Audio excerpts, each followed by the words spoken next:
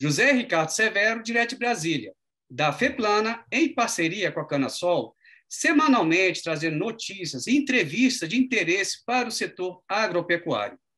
Essa semana, estamos aqui com o senhor Miguel Ivan. Ele foi diretor do Departamento de Biocombustíveis do Ministério de Minas e Energia, um dos grandes responsáveis pela política do RenovaBio, que é a política de benefício e de pagamento das externalidades positivas dos biocombustíveis. Para isso, foi criado um título, CBIOS, que está há 1 ano de funcionamento. O Miguel Ivan, além de ser um dos responsáveis pelo programa, nós temos certeza que esse programa hoje está rodando, esse programa hoje está estabelecido pelo grande esforço do diretor, ex-diretor do Departamento de Biocombustíveis. Tudo bem, Miguel? Pois é, Ricardo. Tudo bem, e vocês? Tudo ótimo. Estamos aqui completando 80 anos e entrevistando pessoas que foram relevantes para o nosso setor.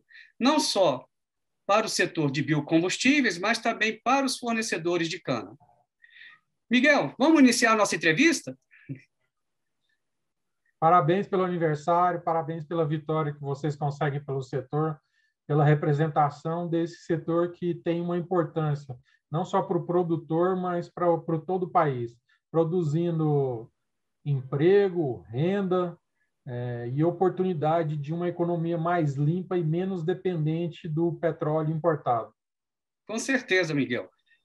O programa, o RenovaBio, que você participou da criação e também do estabelecimento, da formulação desse programa, ele está com 3 anos, mas tem 1 ano e pouco que os títulos CBIOS estão sendo negociados em bolsa. Você acha que esse programa já pode rodar sozinho, precisa de aperfeiçoamentos? Como está o programa, Miguel? O programa está indo bem. A gente comercializou quase R$ 1 bilhão, isso é renda direta para o setor, né? É uma transferência de renda, ela tem 2 benefícios, uma redução do termo comparativo no uso do combustível fóssil em relação ao renovável, que nesse caso é o etanol, então isso já é um ganho, e o outro é o pagamento direto dos créditos de CBIO. E a sua pergunta é se o programa está bom. O programa está funcionando, ele tem uma estrutura que funciona, mas falta muito o que fazer ainda. Eu posso listar depois para você os desafios que precisam ser feitos para o programa e onde há oportunidades para melhorias. Pois é, Miguel, isso aí é a minha segunda pergunta para você. E tem uma grande curiosidade das pessoas para saberem o que o programa precisa fazer e quais são as ameaças que ainda existem para o programa do RenovaBio. Bom, o programa tem várias coisas que ele precisa fazer. Criar um modelo de pagamento para o produtor. Isso precisa que a RenovaCalc faça uma cadeia de custódia para que o produtor que fornece a cana tome providências para entregar um produto que realmente faça a captura de carbono no seu ciclo de vida. E, para isso, ele precisa ser remunerado corretamente. Mas isso não significa que todo o dinheiro do CBIO precisa ir para o produtor. Precisa ser feito um cálculo para que isso seja remunerado. Isso é importante. O segundo problema do RenovaBio, que ainda falta resolver, é o tributário. Hoje, a relação tributária do RenovaBio não está perfeita, então ele tem esse segundo problema para ser resolvido. Precisa de uma lei que reduza a tributação do CBIO e que também dê segurança para o produtor. Ou do jeito que está hoje, provavelmente as usinas vão ser multadas num futuro próximo por causa da disparidade entre o sistema de recolhimento do imposto de renda. E, além disso, tem que resolver questões do financeiro do CBIO. Isso precisa ser feito. O terceiro ponto é que a gente precisa avançar em tecnologias do RenovaBio. Uma dessas tecnologias é uma tecnologia de produção e do processo de produção que faça captura de carbono. O termo em inglês chama CCS, Carbon Capture and Storage, né? Captura sequestro e guardar esse carbono. Então, isso precisa ser desenvolvido. E a outra coisa que é o avanço do uso da tecnologia, porque isso também entra no RenovaBio, do uso da construção do carro elétrico a etanol, em que você faz, em vez de fazer a combustão do etanol, você faz a retirada do hidrogênio verde, pode ser on-board ou off-board, para rodar as máquinas a hidrogênio. Isso tem um efeito de multiplicação do RenovaBio. Esses 3 pontos são muito importantes, mas precisa também de uma visão estratégica para o RenovaBio. Tem uma oportunidade para o RenovaBio se tornar a primeira máquina de captura de carbono do mundo. Isso é uma busca que o mundo todo tem feito. Quem viu o documentário ou leu o livro novo do Bill Gates sabe que ele está se dedicando a esse problema e o Brasil tem esse tesouro que não explora. Esse é um problema, esse é uma vantagem. E o segundo, que é a financiarização do CBIO, transformar ele numa moeda, numa criptomoeda rastreada a partir do produtor. Então, ele pode criar um novo mercado de pagamentos a partir da produção do rural brasileiro que capture carbono. E isso pode ser comercializado aqui no Brasil e fora. Vai fazer com que o produtor ganhe menos e que o consumidor pague menos pelo seu combustível, porque tem efeitos na geração do CBIO como meio de pagamento que gira valor a partir da estrutura de comercialização desse. Esses são 5 pontos principais que ainda precisam ser resolvidos e não estão sendo tratados. Esses são estruturais, mas precisa de um ponto conjuntural, que é aumentar a meta de descarbonização da indústria para, nesse período... Por que isso é importante, Zé Ricardo? Nesse período, a remuneração do produtor está baixa. O produtor de cana hoje está ganhando muito pouco e não tem previsão com que ele vai ganhar muito. E nós estamos importando um combustível muito caro, tanto que na bomba o combustível está mais caro. Aumentar a descarbonização vai fazer com que o produtor, com que a usina, com que a indústria brasileira gere mais emprego e gere mais renda para o produtor. Então, você tem essas 5 estruturas que precisam ser, que são estruturais e uma conjuntural, que é pagar melhor o produtor ou a cadeia de produção de bioenergia no Brasil melhor.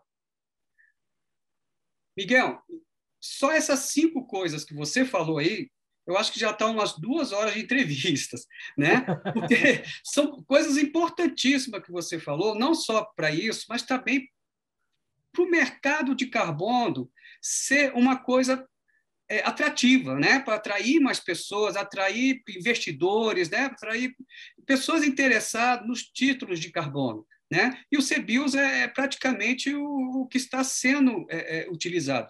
E não é só isso, mas também o CBIOS ele valoriza as externalidades positivas dos biocombustíveis. Né? Ele valoriza o que o produtor tem feito com relação não só ao cumprimento da legislação ambiental, mas também o produtor ser remunerado por isso.